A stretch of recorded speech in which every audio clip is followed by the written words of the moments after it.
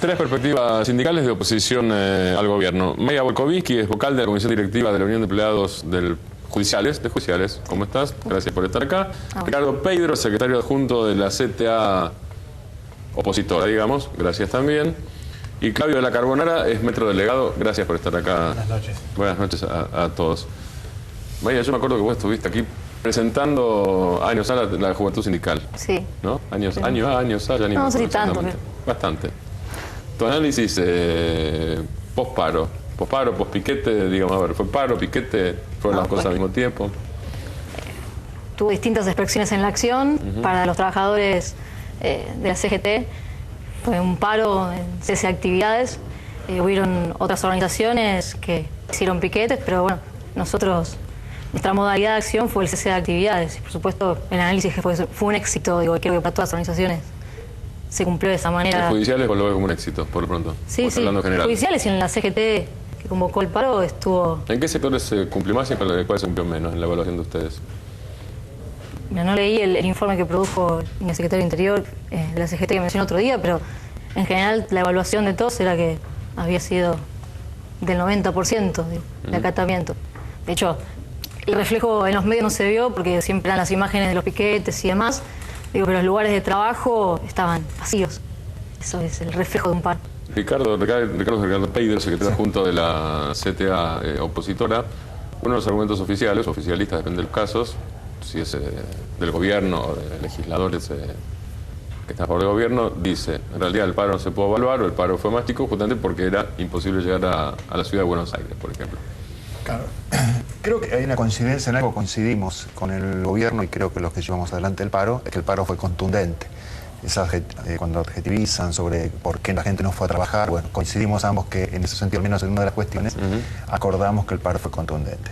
El tema de ganar la calle y los actos que se hacen en la calle no es algo exclusivo de la clase trabajadora, sino atraviesa a todas las clases sociales, a toda la sociedad argentina desde que se conquistó la democracia. Es decir, si nosotros vemos cuando hay que protestar por el corte de luz, se gana la calle, cuando hay falta de agua, se gana la calle. Pues si ganar la calle y cortar, cada cual lo vemos últimamente cuando protestan. Ahora, por supuesto que cada sector considera que lo más importante es eso, pero no sé por qué llama tanto la atención cuando es la clase trabajadora que lo hace, cuando en realidad también cortan la calle para hacer una carrera en la capital federal. O sea que en ese sentido, de todas maneras, esos cortes casi eran simbólicos porque generalmente hay caos de tránsito cuando hay corte. Y sinceramente se cortaba al paso de nadie, porque no había nadie para que corte. De todas maneras, nosotros reivindicamos las movilizaciones. Aparte hay un tema que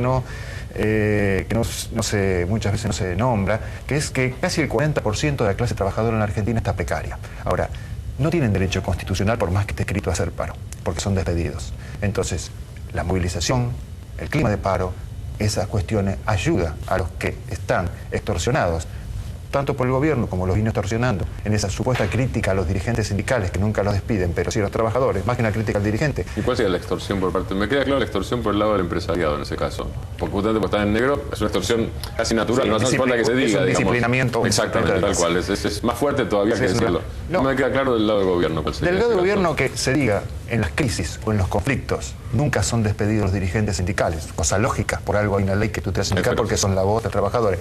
Pero sí son los trabajadores los que son despedidos. Eso es una extorsión. Es más una amenaza a los trabajadores que van a parar que una... Es un ataque al sindicalismo. Sí, pero yo creo que a mí me parece que es más decirle a los trabajadores, mire que a estos no los van a despedir. A ustedes sí. Entonces, creo que algunas críticas me parece, bueno, pero son, de todas maneras, es pirotecnia verbal, Claudio, ¿tu evaluación? No, la evaluación que hacemos nosotros es que el paro fue contundente, se demostró la validez del reclamo, de los reclamos, son reclamos legítimos de la clase obrera, más allá que por lo menos nosotros, yo soy militante del PTS, tenemos una enorme diferencia y críticas profundas para con las direcciones que llamaron a este paro. Entendemos tanto CGT Moyano como CTA Micheli, para ponerle un nombre. Exactamente, y también la CGT de Barrio Nuevo, como también tenemos diferencias y críticas para las dos centrales sindicales oficialistas. Acá lo que hay que decir claramente es que la clase obrera tiene un freno en esas conducciones. Lo que se demostró en gran medida en este paro es la fuerza de la clase obrera, que en muchos casos superó a esas conducciones, inclusive Yo escuchaba algunas críticas de Micheli hacia las otras dos centrales, las oficialistas, la de Yasky y la de Caló, diciendo que si se hubieran hecho asambleas en todos los sindicatos, en todas las fábricas y los establecimientos, seguramente la mayoría de esos trabajadores hubieran optado por parar porque se ven afectados en gran medida, por ejemplo, con el impuesto al salario. Ahora, la misma crítica le cabe tanto a Moyano, a Micheli y a Barrio Nuevo. Yo creo que el paro fue contundente a pesar de esas direcciones que hasta último momento estuvieron vacilando si hacían paro, si hacían marcha, si no hacían nada, si hacían las dos cosas. Para nosotros lo que se expresó es eso, una fuerza de los trabajadores que en cada uno de los sectores donde nosotros estamos también se expresa. Por ejemplo, en el subte, nosotros en la línea B hicimos una asamblea con nuestros compañeros, la mayoría decidió que... El paro del B fue el más fuerte de todas las líneas, ¿no? Fue la única línea que se paró en base a la decisión de los trabajadores. Después, la mayoría de los trabajadores del subte optó por no trabajar, obviamente porque estaban de acuerdo con esos reclamos. La línea A estuvo intermitente durante todo el día y el ausentismo fue casi del 60% en todas las líneas. Lamentablemente la comisión directiva de nuestro sindicato, que está alineada con el gobierno nacional, en una especie de anti-historia del subte, dio la libertad de que cada uno decidiera en el resto de las líneas, y esto provocó que los compañeros decidieran no venir a trabajar, pero se podría haber parado todo el subte si se hubieran hecho las asambleas. Perdón, ya que estamos un dato.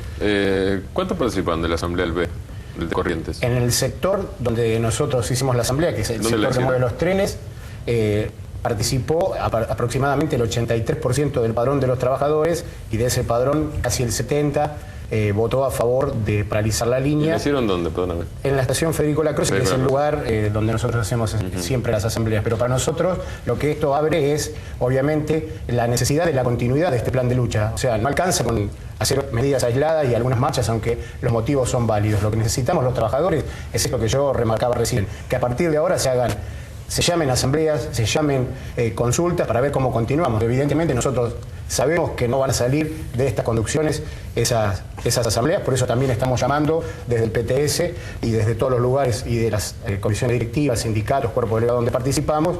Creemos que también es hora de una gran Asamblea Nacional de Trabajadores para ver cómo continuamos, porque hay que superar estas direcciones que lamentablemente tratan de llevar la fuerza de los trabajadores detrás de algún proyecto que es antagónico a los intereses de los trabajadores. Moyano detrás de Scioli, Micheli detrás del FAP, como Barrio Nuevo detrás de la SOTA, o las otras dos, Caló y Yasky, detrás del proyecto del Gobierno Nacional, que es el que genera todos estos reclamos, ¿no? Mario.